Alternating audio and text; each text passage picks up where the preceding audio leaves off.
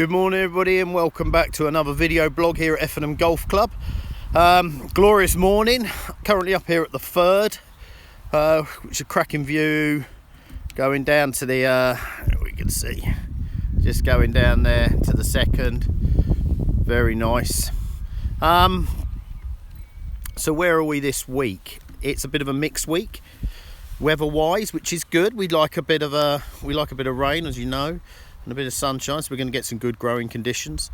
Keep the boys busy on machines, but we've also plenty else on. A lot of hedge cutting, tidying up around the clubhouse and down the car park. We've also renovated the T-posts, or we're renovating the T-posts, as they're currently not out. It's a great time to get them fully rubbed down and any cracks filled and repainted and varnished. So fairly hour consuming job, but it's well worth it, and you'll see the benefits when we get them back out. Yesterday I had a bit of an issue. We had a leak with the greens machine. What we talked about before, it's a dreaded leak. Charlie, who was driving it, spotted it on the 15th, but it was such a minor leak up before then, it was very difficult to see. So if you start seeing some little brown dots appear on the greens, that is what it is. Most of them we will just grow out. It won't impede the green, but there might be some bigger stubborn ones, and those we will cut out and move to one side. This is the technology we're in, hydraulic powered machines, but the new machines out, the latest machines out, they're hybrid now and they're really good. They were out a few years ago, a little bit unreliable, but they've really cracked them now. John Deere, Toro, Jacobson, big companies who make these things. Technology's really moved on, as it is in the car industry. So they're basically a diesel engine powering a great big alternator, and then the real motors are electrically powered, and got a bit of a video running there of one we had on demo just a couple of weeks ago. That's the latest John Deere hybrid machine. So I think it eliminates 180 leak points, which is pretty impressive just by having these electric real motors. So that will be the future for us, that is for sure, now the reliability's there. Other than that, it's a bit of top dressing today, working with sand trackers. You know, we've developed this program with Steve Slinger, myself and Paul Robb when he was Greens chairman. It's just it's a program, like a diary we can put in, and the idea being that we can spike, core and top dress on a weekly basis on our greens, and trying to keep the impact on the golf at the bare minimum. It's worked very well. I think it's been used for 2 or 3 years now, and it means we can hit this 240 ton target and this aeration without getting too much in the way of the golf. So that's working well. So a bit of top dressing today, just to keep that program going. I'm going to move on to a video soon on what you're seeing on the greens. We've got these things called fairy rings, and you've probably looked at them for a long time, whether it's just here or other golf courses. We've got a couple of greens which get affected by them, and I'll explain what fairy rings are and what you're looking at. And we've got I've got some other videos of a bit of wildlife as well, which we've been filming just lately, and one with a wasp nest, which is quite interesting, and some dragonfly. So I'll move on to the next videos now. So let's talk about these fairy rings. So fairy rings are evident at the moment on our third and first green in particular. They're a summer condition, only ever seen really through June, July, maybe a bit into August, but they're caused by fungal activity, and it's usually a group of fungi, which is known as basidiomycetes, and these become active into the root zone, and they feed off organic matter, and this is what you can see here. Now, the ones you're looking at on our greens are known as superficial, so they're only growing off a very thin layer of organic matter we have in there. Actual fact, they're very good. They eat the organic matter, and then they expand. As they've eaten that bit, they just keep expanding out, and hence it starts at a small ring, and if you leave it, it becomes bigger and bigger. So the rings you see each year on our greens aren't what you saw last year. They're slowly moving outward, so it's quite good. It's a good way of getting rid of our organic matter.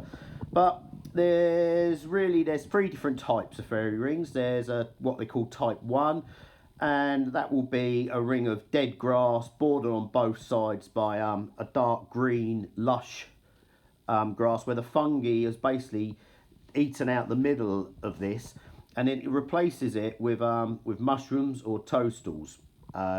growing in the centre of these two green rings on the outside. Then there's type 2. It's a bit like what we have here. It's just stimulated green grass with no fungal mushrooms growing through the middle of it. And then there's type 3, which is just a ring of mushrooms basically, and there's no change to the grass at all. Then you get these superficial fairy rings, which are caused by the fungal activity in the organic matter, and they're also known as thatch fungi. Sometimes if we let them go too long, they will produce a yellow patch. They become that hydrophobic we talked about, so they start drying out. The fungi is very good at that. The mycelium in there will start drying out these centres, and that's when we do have a bit of a problem. That's when we've let it go too long. So to deal with it, we basically have to put the wetting agents on, as we've talked about before, and we usually increase the nutritional value. We get the nitrogen up a little bit, and that will just stop these, and it will disguise them anyway. They're never going to go away. It's a very natural process.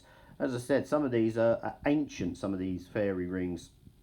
From space, they've been looking at them. It's as big as that. They can go hundreds of meters in diameter and be centuries old, just living on old organic matter, especially in forests and places like that. So they're not an issue so much. They just look strange on the greens, but it's something we can deal with quite easy.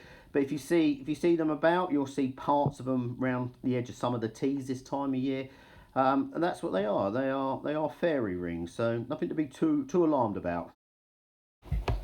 So here's a wasp nest I found in the shed down by the reservoir in the pump house. Been working in there quite a bit just lately with the borehole, and kept getting the buzzing. I thought, where's these wasps coming from? It wasn't until I looked up above my head I thought, my goodness, there's a fairly sizable nest there. There for comparison, it's probably a bit bigger than a grapefruit, I suppose, but very impressive, whatever you think. But we had to deal with it, of course. So I've put some white wasp powder around it. Powder's better than just an aerosol spray, because they actually take the powder on their bodies in and out of the nest, and that's what kills the wasps inside. And once it's dead, I could then remove it, and I showed you, just showing you there the thickness of the paper. It's so thin, it's unbelievable, but it's such an impressive structure. But now, say I was going to take it down, and then we can have a look inside it and see what it's all about inside this stunning structure. So here it is. I've got it now down into the sheds, and that's the outer coat,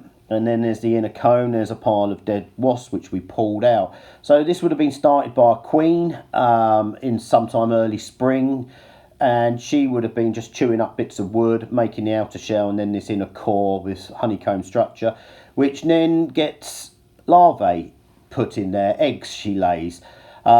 Each egg will then turn into this larvae within about 5 to 8 days. The queen will start producing finding sugary substance to feed them, and even insects, believe it or not. If you put an insect on top of one of them larvae, it would pull it in and eat it. It then produces this silken cap which protects it, and that will last for about 15 days. It will spin this over the top of it. It will then putate inside, which takes 8 to 18 days before an adult worker wasp emerges. In total, it takes about 28 to 48 days from egg to adult, even though the length of each stage depends on climate and where it is. So it's not a quick process, but it's still very impressive. Wherever you think this was all made by a very small insect. Awful amount of wood chewed up. That had all been sourced locally, and I think if we looked at the colours, we could probably identify where she was scraping that wood from, because it's there's a variety of colours there. The nest would only ever be used once mainly, and then next year it would just be a dead nest anyway, but it's still quite impressive. Moving on then, we see a dragonfly laying her eggs in the reed bed. Just went down to see what was going on and managed to catch this bit of footage. There's the male flying above her, a blue male and a yellow female. Quite impressive. And just a little shot there from the front lawn area. Looking across to the 18th the other morning with the wildflowers starting to come up. And there's the clubhouse. So hope you enjoyed that video, and take care, and I'll speak to you soon.